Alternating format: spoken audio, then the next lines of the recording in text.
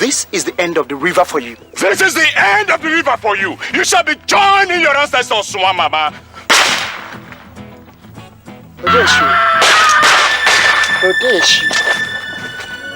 Ezebunafo, I thought you said you were untouchable. Now you cry like a baby. Mini, kill me, Mini. In the late 1990s and early 2000s, the people of Onitsha and its environs knew no peace. It was a period marked with fear, terror, and criminality. All thanks to the notorious duo of Chiejina and his friend and colleague turned enemy, Derico Nwamama. Stay tuned as to bring to you the interesting story of Chiejina and Derico Nwamama. We shall be telling you how they became best of friends, how they both terrorized the people of Onitsha and its environs until things would later fall apart between them, and Derico would end up killing his friend and colleague Chiejina in a horrible way, thereby becoming the king of the underworld in the entire southeastern part of Nigeria, until one day he would meet his end and Waterloo in the hands of the dreaded Bakassi boys, who butchered and burnt him alive in the presence of a cheering crowd. But before we begin, if you're new to our channel, you're highly welcome to Laura Emi TV, and please do also hit on that subscribe button, and do not forget to turn on the notification bell so you can always stay notified and updated whenever we upload a new video. We upload very interesting contents every day. Without further ado, let's begin.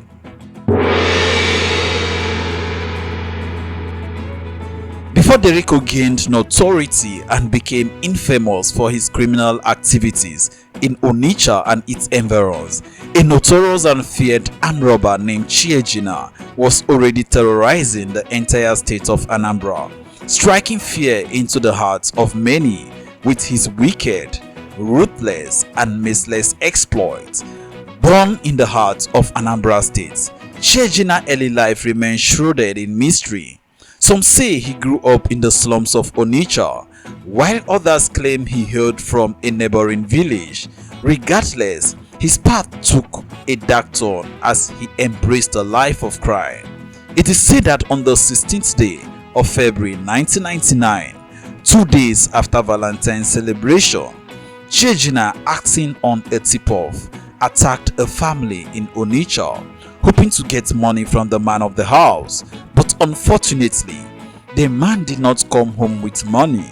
He had gone to the bank to deposit it before going home that night. Chiejina became so enraged that he grabbed the man's 4-month-old son, threatening to throw the baby from a 3-story building.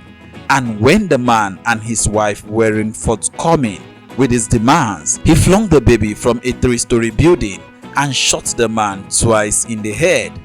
Chiejina was no ordinary criminal. His ruthlessness knew no bound. Under the reign of Chiejina and his gang, all residents of Onitsha were living in fear. Armed with a pistol and a heart devoid of compassion, he targeted banks, markets, and unsuspecting pedestrians. His attacks left witnesses trembling. Onitsha residents whispered his name in hushed tones.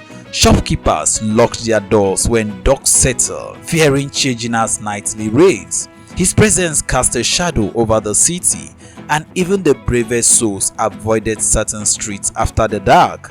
In fact, reports have it that he forced families to have incest in front of him for his own amusement and pleasure. He forced fathers to sleep with their daughters and mothers to sleep with their sons. Refusal meant death. While Chiejina was terrorizing the people of Onitsha, Derico and his gang stormed the city of Onitsha all the way from Abuja. Derico and Chiejina would later become very good friends at that time, and also colleagues in the armed robbery business, a friendship that started during the famous Umuleri and Aguleri War. But Derico was not based in Onitsha then. He was based in Abuja, the Federal Capital Territory, and only visited the East from time to time to carry out his robbery operations with maximum terror.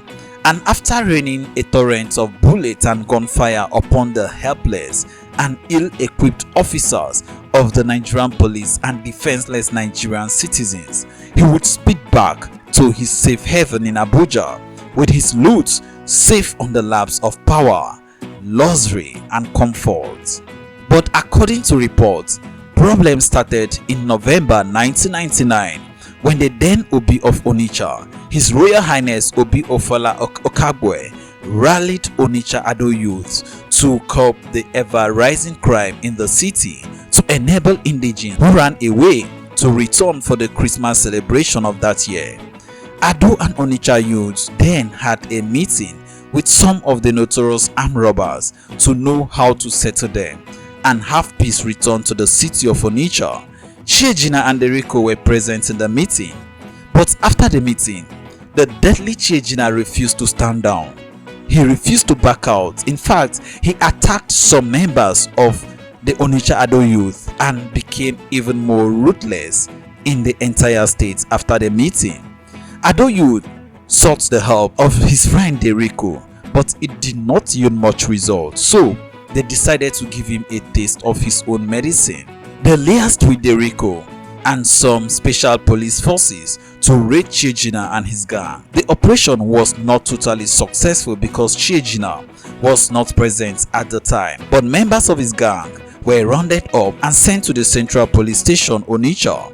When Chiejina learned what happened, he felt betrayed by his bosom friend Derico, and without thinking about the consequences, called on his right-hand man, who also doubled as his bike man, called Amobi, to take him straight to Derico's parents' house. On getting there, he met Derico's father and decorated the man with lots of bullets. He killed him. Derico heard about it and set out for revenge. Immediately, he ran into Chiejina close to Emmanuel Church at Ogunokamba Road in Onitsha and pumped in lots of bullets into Great Chiejina, and the Iroko of the underworld fell into the gutter. Derico then put Chiejina into a wheelbarrow and wheeled him to the police station at Chijioke in Onitsha. An unconfirmed report claimed that Chiejina did not die on spot, that while on the wheelbarrow, he begged Derico to kill him and not take him to the police station alive. Derico then obliged and pumped in one final shot to end the evil reign of one of Nigeria's meanest and cold-blooded criminal. On getting to the police station, officers were dancing and celebrating. They lifted Derico up as their hero and celebrated him as the king of the town.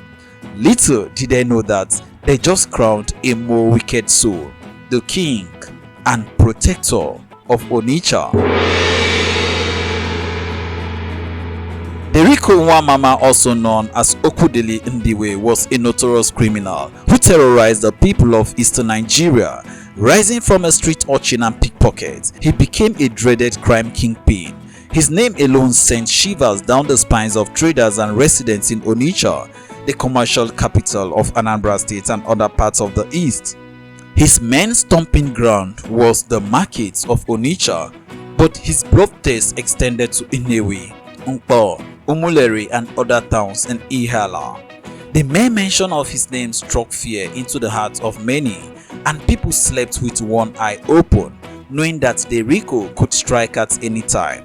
Truly, his legacy remains unforgettable in the annals of Nigerian crime history. Derico's crimes were numerous and brutal. He was responsible for the death of at least 100 civilians, 25 policemen and several market women. He robbed banks, homes and businesses, leaving the trail of destruction in his wake. His methods were brutal and he showed no mercy to his victims. The people of Anambra State lived in fear of Derico and his gang. They were known to strike at any moment, leaving no one feeling safe. The authorities seemed powerless to stop him, and his legend grew with each passing day. However, Derico's reign of terror came to an end in 2001 when the Bakassi boys, a vigilante group, caught up with him. The Bakassi boys were a group of young men who had banded together to fight against crime and corruption in their community. They were known for their bravery and determination, and they had made it their mission to bring Derico to justice. The final confrontation between Derico and the Bakassi boys was intense. Derico fought hard, but he was outnumbered and outgunned. In the end, he was killed, and his reign of terror came to an end. The people of Anambra State breathed a sigh of relief when they heard the news of Derico's death. They had lived in fear of him for so long, and his demise marked the beginning of a new era of peace and security in the region.